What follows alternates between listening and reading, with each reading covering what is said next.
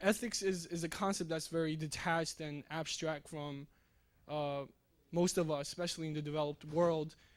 Instead, our thoughts are usually dominated by concepts such as success, development, usually individual success and development, and as my economics professor would say, efficiency, profitability. Those seems to be the concepts that dominate our society, our thinking, and it seems as that many of you discuss the different aspects of globalization that which we have to pursue. But it seems like the ultimate um, origin in which we need to pursue these things is somewhat of an ethical position. And I was just wondering what, especially Dr. Juveler and any of you, human rights, for example, is not something that everyone feels that everyone should have. As long as I have it, what does it matter to anybody else whether they have it or not? And it seems like that ethics is something that's so absent from our society, but it needs to kind of reinsert itself back to our lives. And I was wondering how you feel that about your particular expertise and interest could able to do that, especially in the context of globalization. Thank you. Thanks for the question. I would add, since I was the one who raised that, but actually Mary Robinson talked about ethics, I think other members of the panel are probably waiting to jump on that, but I would think that one of the things we must realize, which is hard to do in this company, is that there is a clash over these ethics, and there are other ethics. And some of the data which were presented by Stephen Smith, for example, would give strong arguments to sustaining the ethics of market as well. But my own sense is that there are two basic justifications for upholding human rights and the international law of human rights. And some of you are studying international law. You must be very excited to hear that. I mean, there are two reasons. One is in fact the importance of that ethic for human survival and development, and the other is the practicality of the ethic. That is ultimately the most. I think the lesson that comes out of these panels is that the most practical ethic of purpose and of process is an ethic that preserves human rights and international law. And I'm glad you're very, very touched that there's so much interest in this here. And I'm sure others have a different view on this or have another view on it. Anyone else want to respond to the first question? I'd like to say a word about that. First of all, I believe that the struggle against extreme poverty in a world of such affluence is the fundamental moral imperative of our time. You might quibble with that. You might say protecting the environment from collapse. Well, they're related. Without environmental protection, the poor will be stuck in poverty traps indefinitely. So that's why I do this. Ultimately for ethical reasons, right? I believe we have limited resources and we have an obligation to the poor to go about this in an as efficient way as we can, right? But ultimately, I think that it's the ethical question that really drives our response to poverty. Thank you very much. My name is Jacques Farmer, and I just retired from 24 years of service in the United Nations. And I was gratified to hear some of your comments that you made about the role of human rights, or rather the increasing recognition of the need to mainstream human rights into UN development activities. I do not share your optimism, but I will refrain from talking about it. My question is for Professor Smith. Notwithstanding, or perhaps because of 24 years of service in the UN, I am still an old-fashioned social democrat, French style. And I would like to ask you, you listed 8 key capabilities, quote unquote. You talked about health and nutrition, basic education, skill access to information technology, access to markets, and so on and so forth. There's one word which, as a social democrat, is missing here. What is the role of the state in this process of skill acquisitions? I mean, that's a good question. I have focused in my work on poverty recently on poverty programs run by non-governmental organizations, because I've found that some of the most effective programs have been run by NGOs rather than by the state. But there are exceptions to that. I think that if you look at Progresa in southern Mexico, it's a Spanish acronym for Program on Health, Education, and Nutrition, right? It's an extraordinarily effective program at reaching the poor in southern Mexico. The Bolsa Escola program in Brazil is another such example. The government has an extremely important role to play in scaling up, because the government can command the scale that NGOs have a hard time achieving. Bangladesh is a partial exception that we can learn from, but even the largest NGO in Bangladesh, one I greatly admire, BRAC, has 4.1 million household members. But there, I don't know how many households there are in Bangladesh, but there must be 30 million households in Bangladesh. So the government has certain things that it can do that NGOs and private firms cannot, right? They have kind of convening power. When the government speaks, everybody kind of has to get together. They have the power to tax. They have certain power to command outcomes. So they have an inescapable role. My own view is that, and this is looking, so I also want to invite you to my conference, but the NGOs have a very important role to play in poverty reduction, but I believe also does the private sector and also does government. So I hope that answers the question. This is an extension of that question. That's really what I wanted to know, because I was wondering when we're going to hear about the role of the state in this context. Now, it seems to me that this is a question for you. Would the NGOs be successful if there had not been, in a predominantly agricultural country, land reforms in terms of reducing poverty? Do you want to run that by me again? Would they have been successful? In a country which is predominantly agriculture and a poor country, even if NGOs were to take on those 8 key points and organize, if there is no land reform, and basic inequalities of wealth and income prevail in the way they do in many of the developing countries, would the NGO be successful, really, in really making deep dents into poverty? Somebody asked before, in response to a question, whether we have an hour. That it's a really hard question, right? I believe that land reform is extremely important. Some of the developing countries that have made it through the threshold and become developed countries, namely South Korea and Taiwan, among others, did so first on the foundation of very thoroughgoing land reform. Japan is another example, right? Land reform is hard. In all those cases, there was an external force that came in and imposed land reform. MacArthur Regency in Japan, the nationalist Chinese, when they came, they didn't want another communist uprising, so they imposed land reform, but they weren't tied to those landowners, right? Even in South Korea, the government was an urban base, not tied to the rural population. So it's very hard to have entirely indigenous land reform. But I have seen NGOs helping the poor to get the resources they need to start by renting land, right? In certain contexts, there's enough money to be made in rental that you can actually end up buying land. I've seen this happen in Bangladesh, right? I think you need government to help, establish land reform.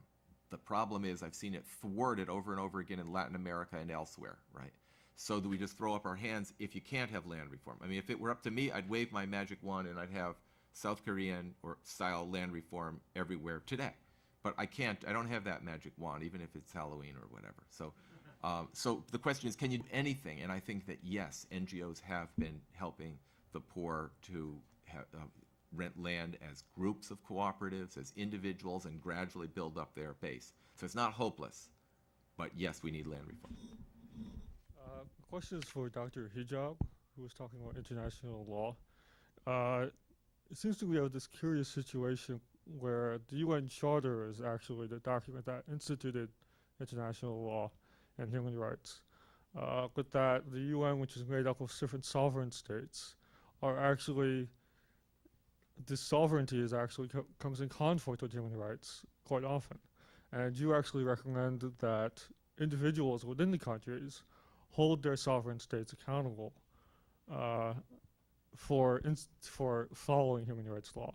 So my question is, can we trust the UN as an institution to, or which is made up of these conflicting sovereign states, to universalize human rights, or should we rely on non-governmental organizations which span borders to mobilize citizens to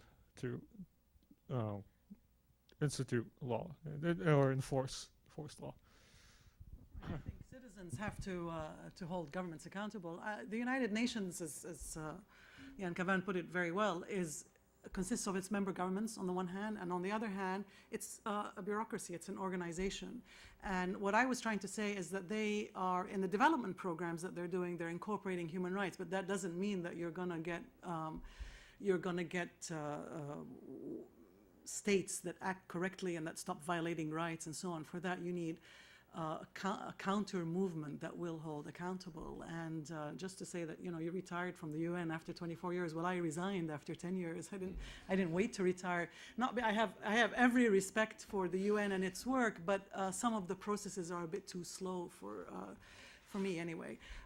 So, you know, I do think that people have to form movements, and I wouldn't say beyond NGOs, really people's movements to hold people accountable, because, I mean, governments have power. They control the levers of power. They control money, they control the military and so on. Unless you have counterpower, peaceful counterpower, you know, you're not going to be able to achieve change. And I think it's most efficient to be ethical, because if you look why just to take up your question earlier, if you look at where people migrate to, people sort of leaving their countries in droves and going to countries which are prosperous. What's the distinguishing feature of countries that are prosperous? To my mind, it's the rule of law.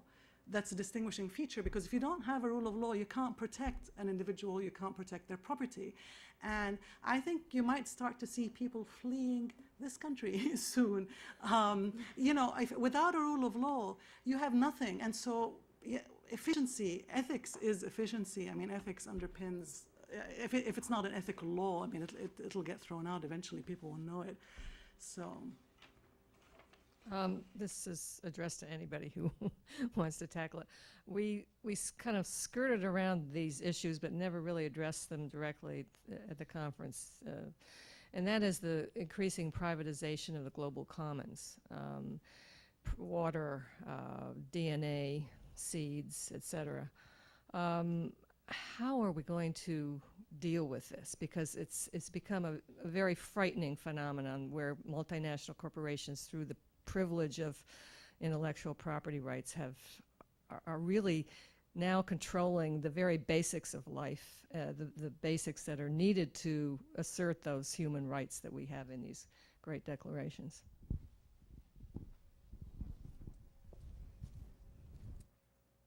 Everybody's looking at me. Okay. Go for it. Global common property resources are funny kinds of goods in the broad context of things, right? I mean, they're private goods are rival and depletable, right? So you know, only one of us can eat an apple, and they're excludable, so that you can prevent other people from getting the apple. Public goods are just the opposite, like access to the airways before cable television and descramblers were needed, or whatever. The lighthouse, right? Everybody can see the lighthouse, and my seeing it doesn't keep you from seeing it too, right? Global commons are kind of hybrid in that they are depletable.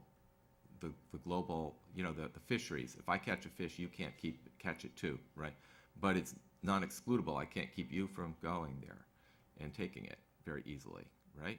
So it's an unusual kind of good. It needs to be dealt with in an unusual way. The public goods are obviously the domain of government, going back to this question. The private goods are obviously the domain of the market. The question is, what about the global commons? It's my belief that NGOs have a big role to play in protecting and running the global commons, though in cooperation with government. in developing countries, the commons at the local level, at least, the forests, the lakes, and so forth, were regulated by the village authority. In colonialism, that was taken by the colonial power, and then after liberation was taken by governments which typically stole it from the villagers and enriched themselves, right? So I've seen very exciting things happen. For example, in Tanzania, I saw Maasai peoples who had a forested area. 50,000 Maasai people lived in kind of scrub/forest, right? They took back control from what had been government exploitation and are now running it in a renewable way and pulling themselves out of poverty in the process. I'd love to tell you a lot about that. I think NGOs are part of the answer here, but not the whole answer. Peter Juvile would like, to add something. There's one study that I recommend. It's by Jeremy Rifkin called The Biotech Century. He is quite a radical critic, but he does bring out some important factors. And there's another side to the question of, well, there are several sides to global commons. One is environmental and sustainable development. Another is genetically modified foods. Another is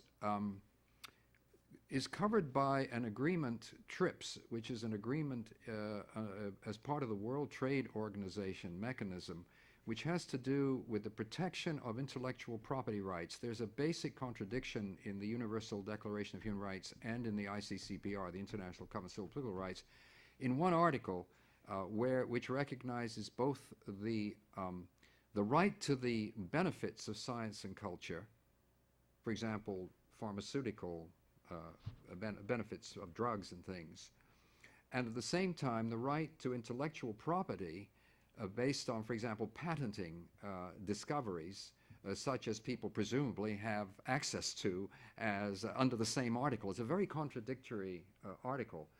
And quite clearly, one of the very important pressure points for organizations will be the World Trade Organization, I think, and in what is called in many ways biopiracy.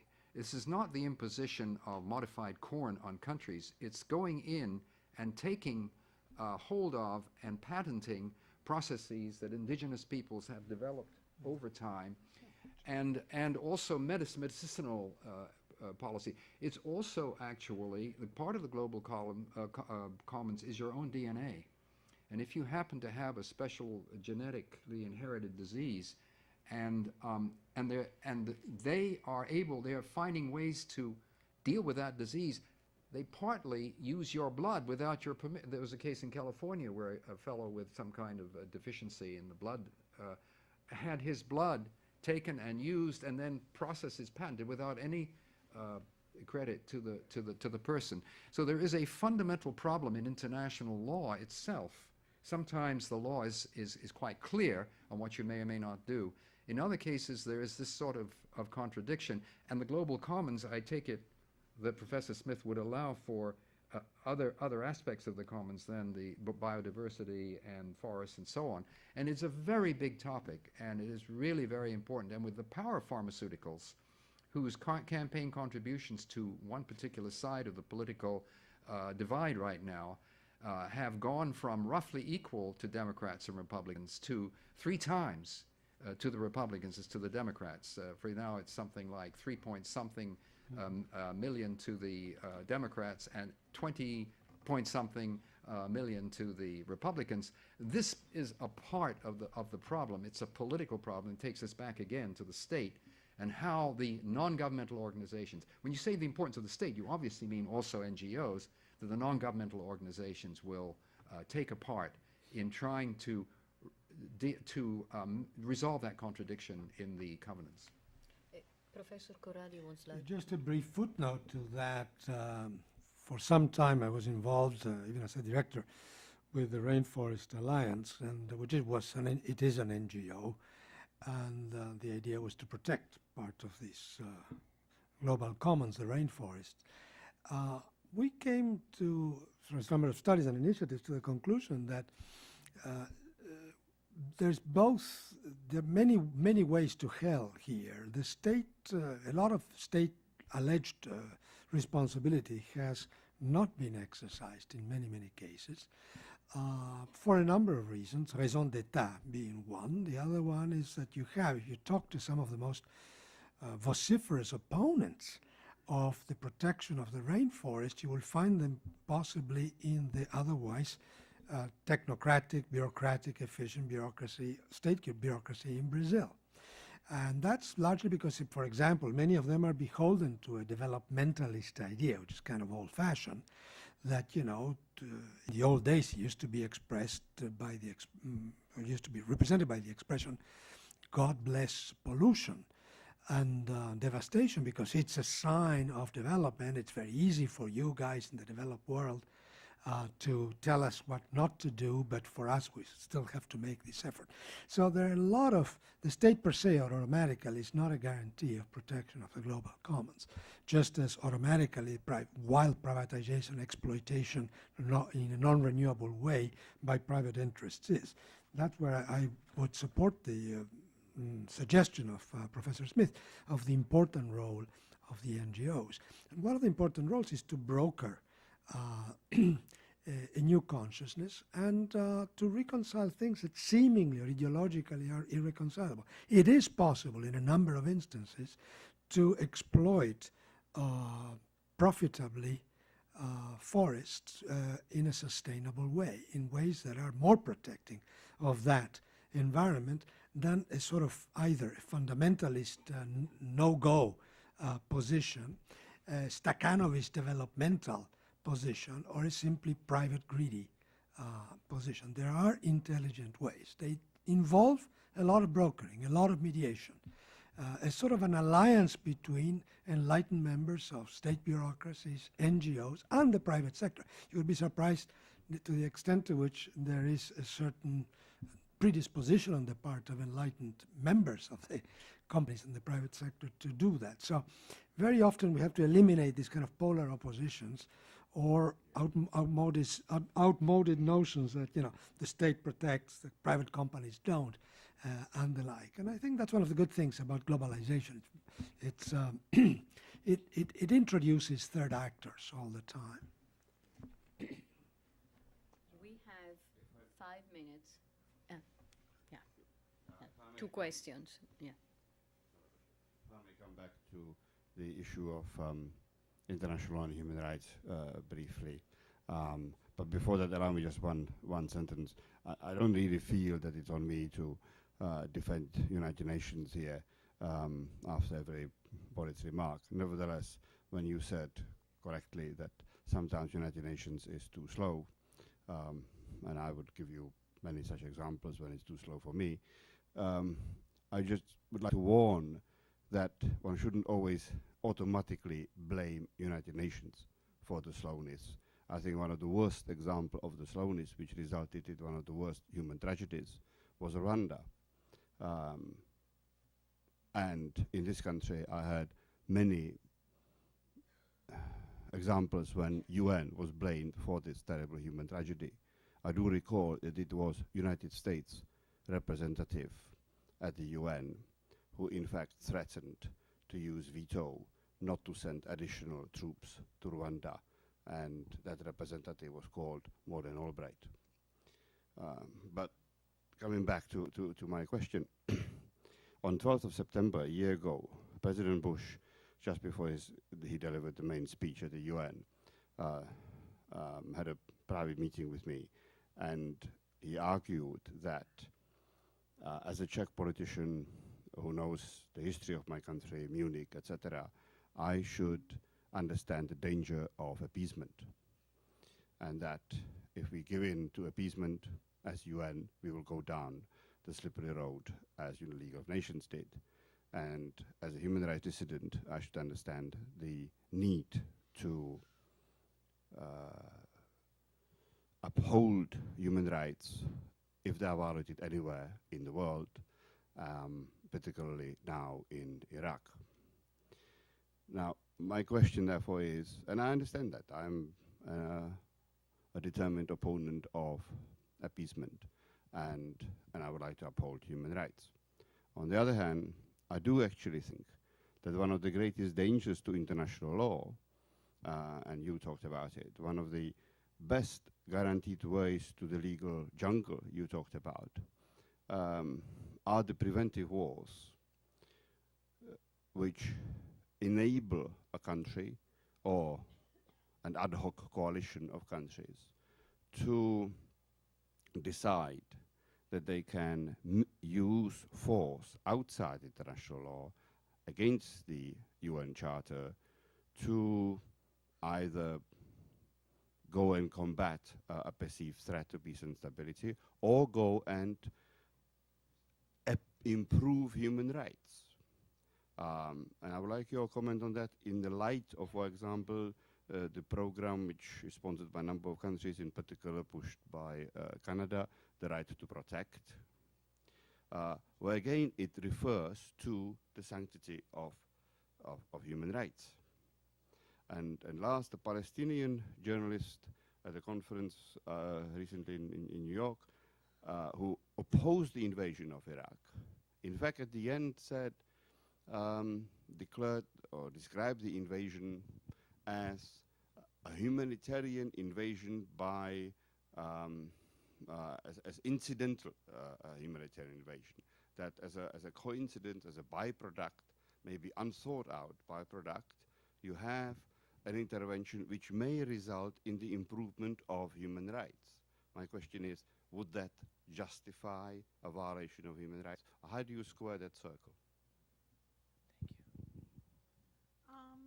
Yeah, that's a very good question. I think if there is a if there is imminent genocide, you know, the international community agrees that, I mean, say in the case of Rwanda, as you rightly say, I mean, if there's a country where the leader is about to slaughter, you know, 10,000, 20,000 people, and you know that, then the international community agrees and goes in. There's no question about that. I mean, this situation did not obtain in Iraq. I mean, if there was any humanitarian crisis in Iraq, it was a crisis brought about by 12 years of sanctions, which were not, you know, which were probably themselves also against the law and against human rights, because, you know, there was, I mean, there's not enough time to I think, discuss the question of Iraq. I think the way you deal with dictatorship, however, is very different from the way the international community, and here I would single out not just the United States, but also Britain, France, and Germany, all of whom were doing business with dictatorship quite happily, you know, for quite a few decades, years, before suddenly they decided that, or one country decided, you know, to take him out. So we have examples of dealing with dictatorships from Africa, where international donors said, okay, you know, this dictator has got too gross for us, and we will not do business as usual with them. And there are ways of doing that without penalizing the entire population. I mean, putting an entire population back in the dark ages. When I visited Iraq 3 years ago, they had the books and magazines of 12 years ago. That means a generation of children that have grown up, you know, without access to any kind of modern knowledge. It is really criminal what happened and still continues to happen to that country. So, I mean, I think the issues aren't as difficult as all that. I think one can see one's way to them very clearly. I don't think Iraq was a case which demanded international intervention of that kind. I'm sorry, but it's 4:30, and I think we should stop it here. Because then, you know, we have the conclusions, and I don't know whether the policy recommendations, as the Economist says, but definitely we have another hour to go, and we should stop it.